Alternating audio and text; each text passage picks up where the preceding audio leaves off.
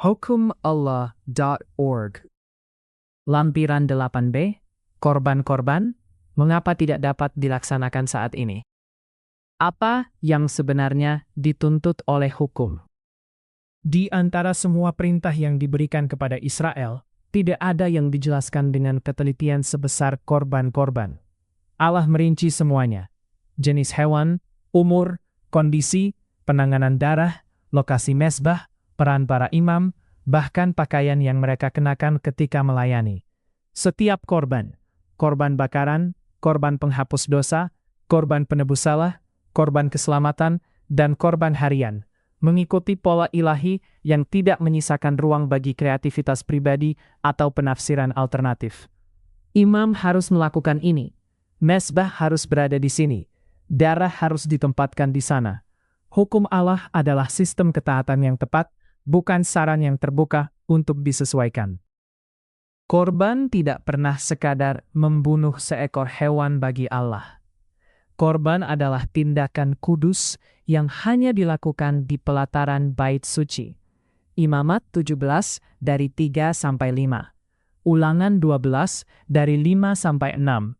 Ulangan 12 dari 11-14 hanya oleh imam-imam yang dikuduskan dari garis keturunan Harun. Keluaran 28:1. Keluaran 29:9. Imamat 15. Bilangan 18:7. Dan hanya dalam kondisi kemurnian ritual. Imamat 7 dari 19-21.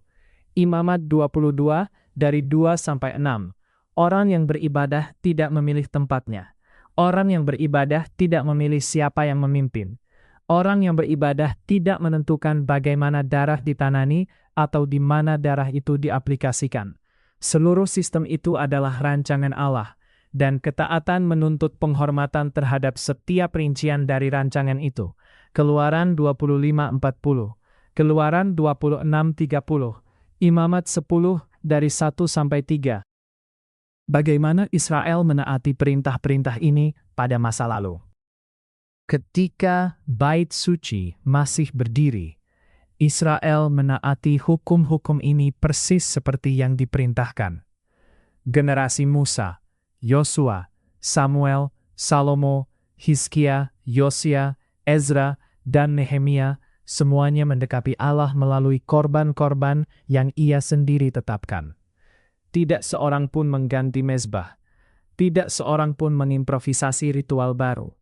Tidak seorang pun mempersembahkan korban di rumah atau dalam pertemuan-pertemuan setempat. Bahkan raja-raja dengan segala otoritas mereka dilarang melakukan tugas-tugas yang dikhususkan bagi para imam.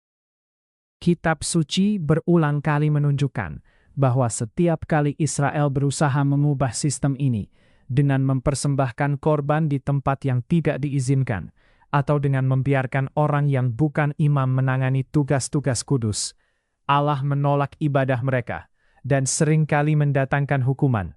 1 Samuel 13 dari 8-14, 2 Tawarikh 26 dari 16-21. Kesetiaan berlaku kepat di dalam sistem, di tempat yang ia pilih, menghadapkan orang bukan imam menangani tugas-tugas kudus. Allah menolak ibadah mereka dan seringkali mendatangkan hukuman. 1 Samuel 13 dari 16-21.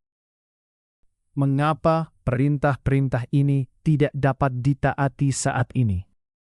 Setelah kehancuran bait suci pada tahun 70 Masehi oleh bangsa Romawi, seluruh sistem korban menjadi mustahil untuk dilaksanakan. Bukan karena Allah membatalkannya, melainkan karena struktur yang ditetapkan Allah untuk menaati perintah-perintah ini tidak lagi ada. Tidak ada bait suci, tidak ada mezbah, tidak ada ruang maha kudus, tidak ada imamat yang dikuduskan, tidak ada sistem kemurnian yang ditetapkan, dan tidak ada tempat yang sah di bumi di mana darah korban dapat dipersembahkan di hadapan Allah. Tanpa unsur-unsur ini, tidak ada yang disebut melakukan sebaik mungkin atau menjaga roh hukum. Ketaatan menuntut kondisi-kondisi yang Allah tetapkan. Ketika kondisi-kondisi itu lenyap, ketaatan menjadi mustahil. bukan karena kita menolak untuk taat, tetapi karena Allah sendiri telah menyingkirkan sarana yang diperlukan untuk memenuhi perintah-perintah khusus ini. Apa yang dinubuatkan Daniel tentang berhentinya korban-korban? Kitab suci sendiri sudah menubuatkan bahwa korban-korban akan berhenti, bukan karena Allah membatalkannya, melainkan karena bait suci akan dihancurkan. Daniel menulis bahwa korban sembelihan dan korban sajian akan berhenti. Daniel 9:27. Tetapi ia menjelaskan penyebabnya. Kota dan tempat kudus akan dimusnahkan oleh pasukan yang memusuhi. Daniel 9:26. Dalam Daniel 12:11, Nabi itu kembali menyatakan bahwa korban harian akan diambil. Ungkapan yang menggambarkan penyingkiran melalui kekerasan dan pemusnahan, bukan pembatalan sebuah hukum. Tidak ada apapun dalam Daniel yang menunjukkan bahwa Allah mengubah perintah-perintahnya. Korban-korban berhenti karena bait suci dijadikan sunyi, persis seperti yang dinubuatkan Nabi itu. Ini menegaskan bahwa hukum itu sendiri tetap tidak tersentuh. Hanya tempat yang dipilih Allah untuk ketaatan yang disingkirkan. Kesalahan korban yang simbolis atau diciptakan. Banyak kelompok mesianik berusaha meniru sebagian sistem korban secara simbolis. Mereka mengadakan makan Paskah dan menyebutnya korban. Mereka membakar dupa dalam pertemuan-pertemuan. Mereka memeragakan ritual, mengayunkan persembahan, dan berpura-pura menghormati Taurat melalui dramatisasi. Yang lain menciptakan ajaran seperti korban profetis, korban rohani, atau latihan untuk bait suci yang akan datang. Praktik-praktik ini terasa religius, tetapi itu bukan ketaatan. Itu adalah penemuan. Allah tidak pernah meminta korban simbolis. Allah tidak pernah menerima pengganti yang diciptakan oleh imajinasi manusia. Dan Allah tidak dimuliakan ketika orang mencoba melakukan di luar bait suci apa yang Ia perintahkan hanya dilakukan di dalamnya. Meniru perintah-perintah ini tanpa bait suci bukanlah kesetiaan. Itu adalah pengabaian terhadap ketelitian yang sama yang Allah gunakan ketika menetapkannya. Korban-korban menantikan bait suci yang hanya Allah dapat pulihkan. Sistem korban tidak lenyap, tidak dibatalkan, dan tidak digantikan oleh tindakan simbolis atau metafora rohani yang diciptakan oleh manusia.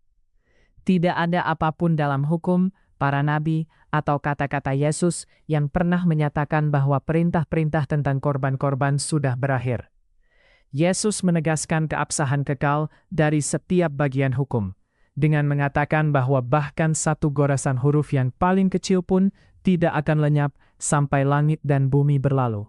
Matius 5 dari 17 sampai 18. Langit dan bumi masih ada. Karena itu, perintah-perintah itu tetap ada. Di seluruh perjanjian lama, Allah berulang kali berjanji bahwa perjanjiannya dengan imamat Harun adalah kekal. Keluaran 29:9, Bilangan 25:13. Hukum menyebut ketetapan-ketetapan korban sebagai ketetapan untuk selama-lamanya turun-temurun. Misalnya, Imamat 16:34, Imamat 23:14, Imamat 23:21, Imamat 23:31, Imamat 23:41. Tidak satupun nabi pernah mengumumkan berakhirnya perintah-perintah ini. Sebaliknya, para nabi berbicara tentang masa depan ketika bangsa-bangsa menghormati Allah Israel dan rumahnya menjadi rumah doa bagi segala bangsa.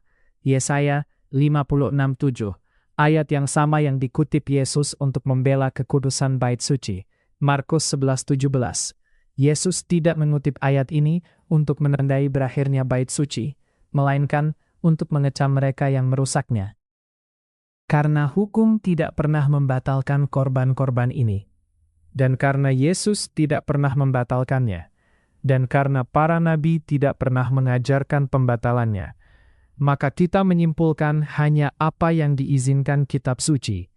Perintah-perintah ini tetap merupakan bagian dari hukum Allah yang kekal, dan perintah-perintah ini tidak dapat ditaati hari ini semata-mata karena unsur-unsur yang ditetapkan Allah sendiri. Bait suci, imamat, mezbah, dan sistem kemurnian tidak tersedia. Sampai Allah memulihkan apa yang Ia sendiri singkirkan, sikap yang benar adalah kerendahan hati, bukan peniruan. Kita tidak berusaha menciptakan kembali apa yang Allah hentikan. Kita tidak memindahkan mezbah, tidak mengubah tempat, tidak mengubah ritual, dan tidak menciptakan versi simbolis.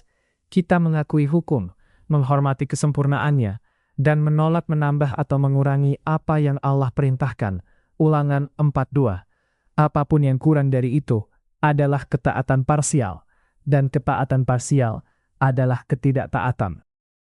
Seri ini dan banyak studi lain tentang hukum Allah dapat ditemukan di situs hukumallah.org.